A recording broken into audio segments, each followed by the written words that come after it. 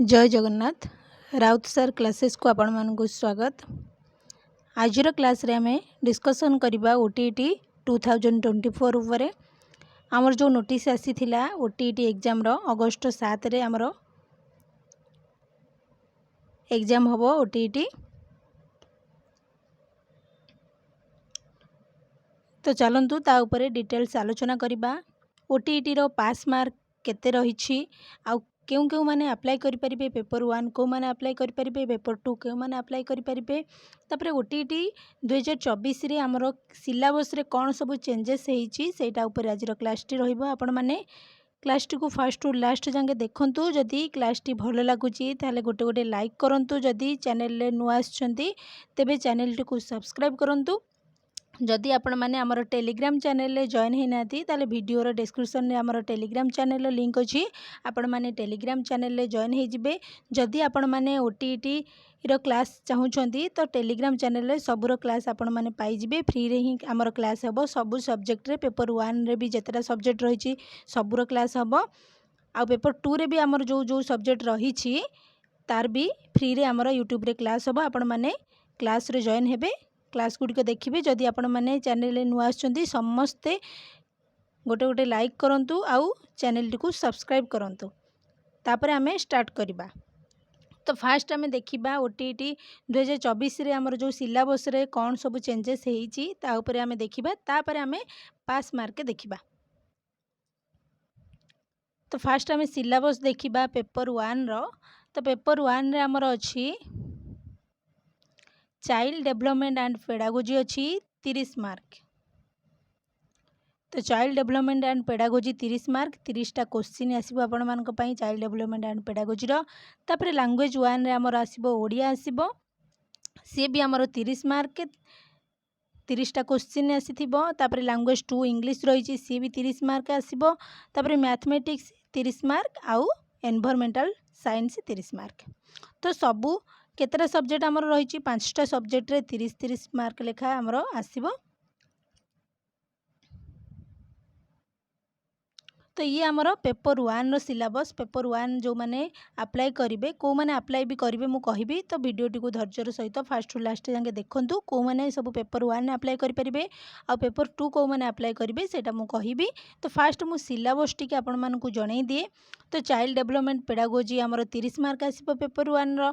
तापरे लैंग्वेज 1 ओडिया रु भी 30 मार्क लैंग्वेज 2 इंग्लिश रु भी 30 मार्क आउ मैथमेटिक्स हमर 30 मार्क एनवायरमेंटल साइंस 30 मार्क। तो ये जो 5टा सब्जेक्ट मु कहली सबुरो क्लास हमर स्टार्ट हे जिवो जुलाई 1 रु स्टार्ट हबो।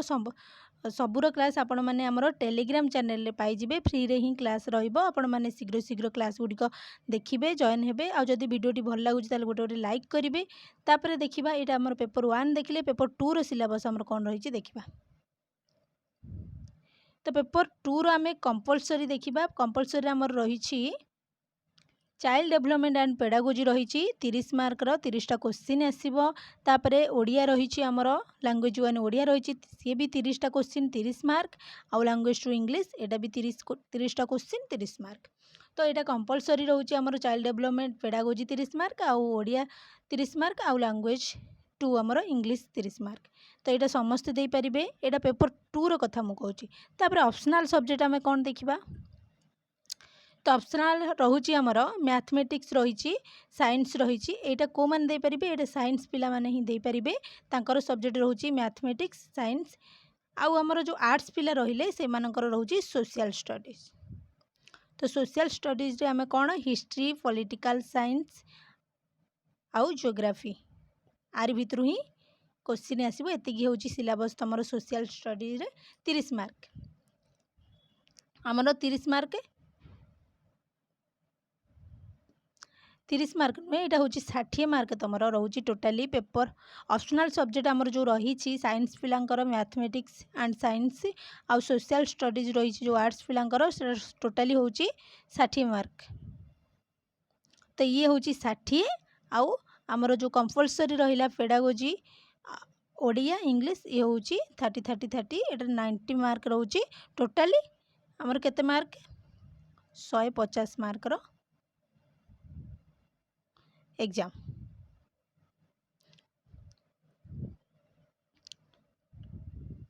टोटाली उपरे आमर 150 मार्क एग्जाम हम तो पेपर 1 रे भी 150 मार्क आ पेपर 2 रे भी 150 मार्क। तो पेपर 1 रे जो मैंने अप्लाई करेंगे से मानकर मैथमेटिक्स रहिबो आ पेपर 2 रे मैथमेटिक्स नहीं निजर सब्जेक्ट जहाँ थी सोशल स्टडीज थिले सोशल स्टडीज देबे आ मैथमेटिक्स साइंस थिले मैथमेटिक्स साइंस देबे। तापर आम एबे देखिदबा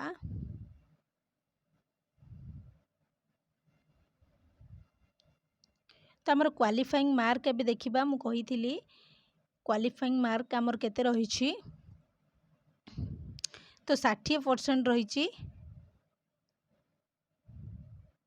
आमर यूआर पिला मानकर पई 60% रही आउ एससी बीसी एससी एसटी मानक पई 50% मार्क रही।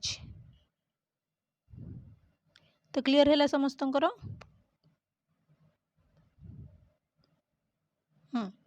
तापर आम देखा मोर सिलेबस टोटल डिटेल्स रे दे देइछि एटा हमर पेपर 1 रो child development and pedagogy unit 1 रो सिलेबस ये एटा यूनिट 1 रो सिलेबस। तापर आम देखा यूनिट 2 भी अच्छी यूनिट 3 यूनिट 4 यूनिट 5 तो 5टा यूनिट अच्छी आमर पेडागोजी रे। तापर सेक्शन बी रे आमर लैंग्वेज 1 रे ओडिया आछी ओडिया रे आमर यूनिट 1 यूनिट 2 रे भी देइछि। तापर ग्रुप बी रे हमर कंटेंट आछी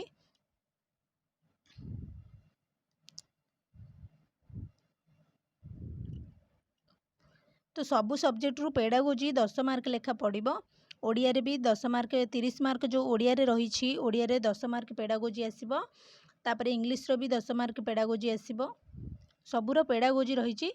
तो फास्ट आम फोकस करवा आमर जो टोटाली उपरे 70 मार्क पेडागोजी रही ताकू आम 70 रु केमिति 60 मार्क रखिबा तापई चेष्टा करिबा। तो फ्री रे ही आमर यूट्यूब रे क्लास हम आपण माने शीघ्र शीघ्र चैनल टी को सब्सक्राइब करंतु सबुर क्लास आपण माने फ्री रे पाई जिवे। तो ये थिला ओटीटी पेपर 1 रो सिलेबस मैथ रो सिलेबस तापर एनवायरमेंटल साइंस रो ईवीएस रो सिलेबस। तो गुडी को आपण माने स्क्रीनशॉट नहीं जांतु नले किंबा नोट करके भी रखंतु।